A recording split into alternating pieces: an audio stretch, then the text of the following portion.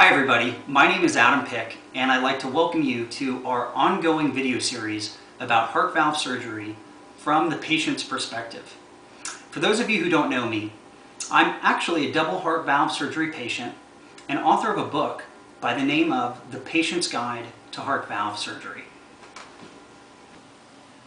Today we're going to be talking about a special type of aortic valve replacement surgery known as the Ross procedure. And I can imagine if you're watching this video, you may be suffering from some type of aortic valve disease. The different types of aortic valve disease you may be experiencing could be aortic stenosis, aortic regurgitation, also known as aortic insufficiency. Your valve leaflets could be calcified, or like me, you could have been born with a congenital heart defect known as a bicuspid aortic valve. Regardless of whatever your disorder is, I imagine you may be considering the Ross procedure as an alternative to more traditional types of valve replacements, which use mechanical valves or tissue valves, also known as biological valves that come from pigs or cows.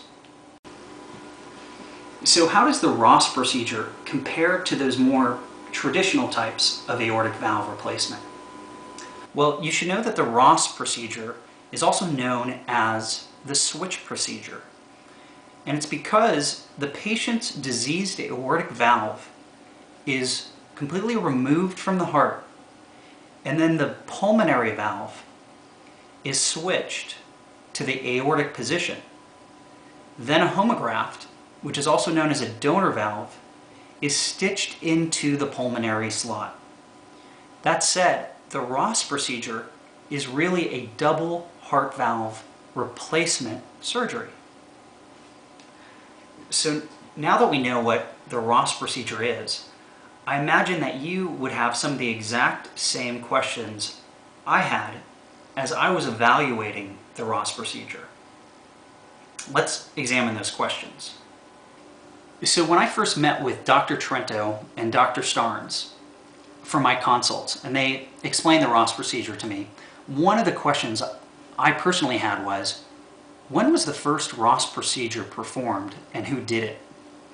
And in my research I found that the Ross procedure was invented by Dr. Donald Ross, and he first performed the procedure back in 1967. The other question I had about the Ross procedure was all about frequency. How often was this technique done? So that question was, how many Ross procedures are performed every year? And after doing a lot of research, I came across some estimates. Here's one of them by CryoLife, which suggests that about 1,500 Ross procedures are performed around the world every year.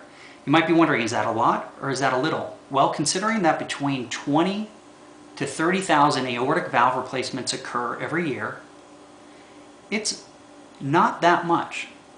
However, as the data keeps coming out about the success of the procedure, it is believed that the rate and use of this technique will increase over time. One of the other big questions I had was all about surgical outcomes of the Ross procedure.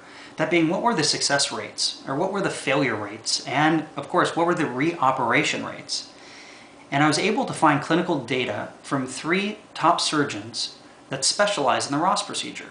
The first one was from Dr. John Oswalt in Austin, Texas, and he reported that his Ross procedure patients were 92% free from reoperation 17 years after their surgery. Then I saw some clinical data from Dr. Ed Rains in Lincoln, Nebraska, and he suggested that he's only had to redo about 3% of his Ross procedure patients during the past 10 years. Finally, I came across some data from Dr. Paul Stelzer of Mount Sinai Hospital in New York. And Dr. Stelzer has performed over 400 Ross procedures since 1987. And Dr. Stelzer's clinical results suggest that less than 10% of patients require reoperation up to 10 years after surgery. So what does the data tell you?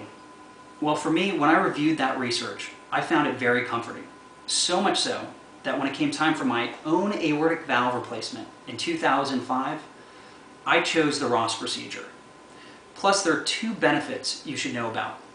First, with the Ross procedure, you don't need to take anticoagulants like Coumadin if you were to be having a mechanical valve replacement. And secondly, I really liked knowing that I was going to be able to keep my own valve, although switched from the pulmonary to the aortic position, for hopefully the rest of my life.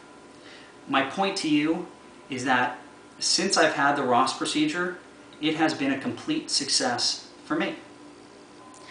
So since Dr. Von Starnes performed the Ross procedure on me at USC Medical Center, I've been incredibly lucky. I've married the girl of my dreams, that's Robin, my wife, and I've re-engaged with all the physical activities that I enjoyed prior to heart valve surgery. That being hiking, swimming, surfing, running, and even scuba diving.